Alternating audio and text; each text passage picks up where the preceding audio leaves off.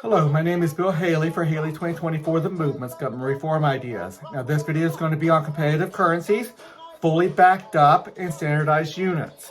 So this is the third of 9 videos, each going over different aspects of this. Then we'll try to do one video that's going to do all of it together, and a little bit longer video, probably 45 minutes to an hour. So let's go through this. This video is going to be on the back dollar and sinking the value. Now let's go over the full thing. Real quick, first of all, you obviously have 1,000 competitive currencies fully backed up with standardized units. So how does this work? We're going to go over the back dollar. That's the third one. So Haley 2024, the movement, the big idea is competitive governance. So that's going to happen in the banks as well. Every bank's going to be able to pick who they want to govern. And people will know their standards by another mechanism I have within my reforms. And the standards will rise because people want to have good standards. They're going to be able to go to the bank that has the better standards. And nobody wants to go to a bank that does not protect their interests. Okay, so the first video was on creating a monetary currency asset portfolio or storeroom full of assets of a lot of different type of assets. The operations of an MCAP, we just did that video. Again, this is December of 2021, so all those videos will be out there on my social media sites in December of 2021. The back dollar, sinking the value, that's what we're doing on this one. Gain and loss, because assets change in price and people move from one MCAP to another MCAP. Wants to use one currency, another person wants to use another currency. They do trade, and different currencies going to gain and lose value. How to deal with that. MCAP settling up. That's going to be a video. Assets of an MCAP, we're going to discuss how oil and precious metals and loans and stocks and bonds, all those things are going to be assets. Keeping the value of assets honest. People are going to initially have the first thought that we can't keep those things honest. There's ways to do it. We'll go over some of those ways. The Federal Reserve and the transition, we're going to go totally away from that system, but we're going to do it responsibly. Pay off, put value to the current U.S. dollar. And there's lots of ways to do that. We'll discuss that. The practical use of the competitive currencies. We're going to just have a wrap-up video on that and how we're going to do it practically. So let's talk about the back dollar and sinking in value. First of all, real quick, the monetary capital asset portfolios. These are storerooms. You put assets in it. You issue currency from that. Then the operations of the MCAP. People trade those currencies back and forth. It's just in the regular economy, and anybody can go into an MCAP and get the assets out of there with the appropriate amount of currency. If the currency is created, why don't you put the asset in? And if that currency vanishes when the asset goes out of the MCAP. Okay, so the back dollar is the average of all the currencies. That's how we're going to sink in value. Everybody has to sink to the average. The back dollar is called the back dollar because it's fully backed up with assets. And then that's the thing that every MCAP has to sink their units, the value of their units together. So everybody can go to the store. Nobody wants to go to the store and say the currency A is going to be $10. Currency B, that'd be $20. Currency C, $100. Nobody wants to deal with that kind of stuff. Everybody wants to have one standardized value for the currency. A MCAP must synchronize the value of a unit of its currency with the back dollar. So all 1,000. Now, 1,000 is not going to be exactly, but we're going to discuss 1,000 right now, just because there's be about 100 states, or probably more, and about 10 currencies per state, or 1,000. We'll get into why we have more states later. A lot of states are going to divide up within other reforms I have within Haley 2024. Okay, only state banking CRAs can have an MCAP in currency. So state banking CRAs, about 12 per state, and every CRA has to have a currency. So they have to have a storeroom full of value of assets, and then they issue currency from that. So it's going to be, I've already thought about it all the way through. It all can work. Only the federal sector board. You have to know the CRA structure now. The Federal Sector Board creates a physical paper and coin BD. So MCAPs, the CRA currencies, that's digital. You can have very good privacy protections on that, by the way. Your CRA is going to be able to protect your privacy significantly. You have very strong civil rights and privacy protections within the Constitution to create this. So the paper, physical paper and coin is going to be done by the BD, the Federal Sector Board. And that's the reason we have only that one doing the physical paper and coin is because the value of all the other units will change over time, and they need to digitally increase or decrease the units.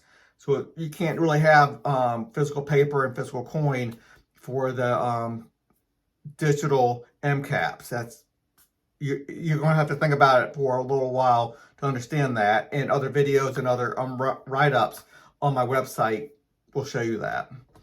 The federal level bank CRA sector board. You have to understand what that is. The federal thing. It's going to be very mechanical, not much subjective determination on that. There'll be a subjective determination on the rating system side, dealing with fraud or low integrity or dishonest pricing. So once the rating system says that you're good, you're above the rating floor, then you're a currency, and everybody has to respect that currency and take that currency because we're already proven that was good, and that's going to be proven out time and time again that that's going to be reliable, and I have ways to make sure it is reliable. The federal level bank CRA sector board will acquire digital CRA currency proportionally from all state MCAPs. Proportionally is a very important word. Proportionally is going to mean it's going to be exact average from all the state MCAPs as the base of bank sector board's currency, named the back dollar. So people are going to change terminology to what's our dollar? It's going to be the BD, the back dollar. 100 states, probably likely more. 10 currencies per state, roughly 1,000. Is this an easier number to deal with when you're trying to explain something? It might be as many as 2 or 3,000. It could be as low as 400, 500. It doesn't matter necessarily how many. Each one of these is going to be tens, if not hundreds of billions of dollars each worth of assets. Some states and some of the bigger ones might be going into the trillions, but definitely into the billions easily. They might start off with only 10 to 100 million, but that's going to be probably too small just to even be a MCAP. So probably $1 billion is going to be the minimum just to start. Okay, let me make sure I got that right. Yep, got it. Americans can do business with any state's currency or bank. So if somebody living in Virginia wants to bank with California or Washington State or New York or whatever, they can. There's no restriction. You can do business with any currency you want, any bank you want. The federal level Sector 19 CRA, that's where the banking sector is, Sector 19. We split all government power into 30 sectors, so banking is going to be in Sector 19. Sector board must create the paper and coin currency fully backed up proportionally with state level CRA currencies named the back dollar. So I already talked about that, so maybe I doubled up on that. Fully backed up proportionally with state level CRA currency. I wanted to emphasize that. Fully backed up. So they're going to hold CRA currency in the exact amount of paper and coin they put out there. And that's state level CRA currency. So state level CRAs, they issue the currency, and then the paper and coin, the physical one, that is done by the federal level sector board, monopolized sector board. They don't have much power to be subjective. They're not like our Federal Reserve whatsoever. They're going to be very mechanical in dealing with what they need to deal with. Every currency gets to do what they want to do. If a currency is not doing well, trying to inflate their money or whatever, they can't really do that. Inflation is not going to be a thing underneath this. but that's going to be very important. Anybody not doing well, anybody trying to give major loans to somebody on minimum wage and they know they can't pay it back, the people who own that currency, they're going to take that loss. So anyway, and people won't like that. They'll go away from there. The whole system is structured. The incentive structure is going to create better currencies, better MCAPs, more responsible or more accountability through the free enterprise system. The BD is an average of the CRA currencies, since the BD proportionally holds CRA currencies from all MCAPs. The BD will be the currency of physical paper and coin, while all the CRA currencies will be digital. CRA digital currencies may be anonymous. So we talk about privacy protection. We can even have anonymous accounts out there. I'm very big on privacy, and what our country is doing right now, totally disregarding the Fourth Amendment in banking and financial institutions and stuff, is just crazy. I want to go back to the Fourth Amendment within banking, protecting and securing our papers, and not being able to have the federal government just look at anything they want to.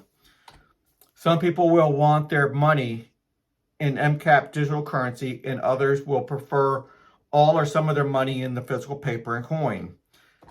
If someone wants their physical BD, they trade in their digital MCAP currency for the BD, then they have to give that currency over to the BD, the Federal Sector Board, to hold on to that because it's backing up the BD, the paper and coin. The BD must be fully backed up with MCAP currency. So they digitally hand it over to the Federal Sector Board because their money is now in the form of the BD. So it's still there. The assets are still in the state MCAP, but the ownership rights or percentage of the ownership rights are at the BD. At the BD, Federal Sector Board. The bank facilitates the exchange of MCAP currencies for the BD. So I'm going to talk about the individual has to take it to the federal bank, but the Federal Sector Board, the BD, but in reality, in practical use, the banks are going to facilitate this. The bank facilitates the exchange of the MCAP currency for the BD both ways. The bank/MCAP must send, because the banks are going to belong to the MCAP. So we're going to have facilitators through the banks. So when you go to your bank, you're going to be able to do all this. They're going to be regulated by the MCAP, and the MCAP's going to have a relationship with the BD.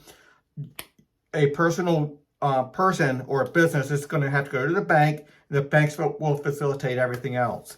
It'll be all behind the scenes. It's going to be all visible, transparent. There'll be people that can monitor this at all times, and the rating system will monitor it at all times, among other people. Okay, the bank/MCAP must send or receive back MCAP currency to or from the Federal Reserve Sector Board. The Federal Sector Board, not Federal Reserve. Federal Reserve goes away. We transitions away from that. But it'll act somewhat like a Federal Reserve. We might even keep that name, the Federal Reserve, but it's not going to have that same power as a current Federal Reserve. Okay, the marketplace will post prices as the BD. Okay, 14 minutes on this video. I'm going to have, this is the third of 9 videos, and then we'll try to have another one. All of it will be in December of 2021, and until the next video.